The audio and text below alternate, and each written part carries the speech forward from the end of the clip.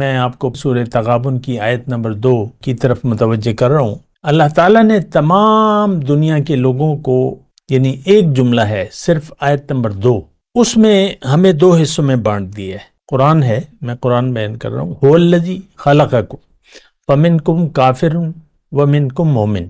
اللہ تعالیٰ نے تمہیں بنایا ہے۔ هو الذی خلقکم، وہی ہے، وہی تو ہے جس نے تم کو پیدا کیا۔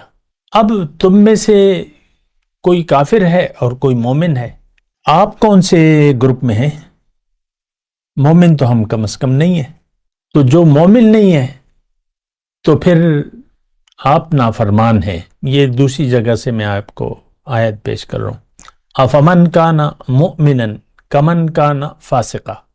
افمن کان مؤمنا، بھئی جو شخص مومن ہے کیا یہ ہو سکتا ہے اس شخص کی طرح جو نافرمان ہے، فاسق، قانون شکن ہے، اللہ کے قانون کو توڑنے والا ہے؟ آج ہم اللہ کے قوانین، قرآن اور نبی کا طریقہ ہمارے لیے کوئی اہمیت نہیں رکھتا۔ ہر شخص کا مدعی زندگی دنیا کی زندگی ہے۔ ہم میں سے ہر شخص دنیا کے لیے زندگی گزار رہے۔ دیکھیں، اس بات پر غور کریں۔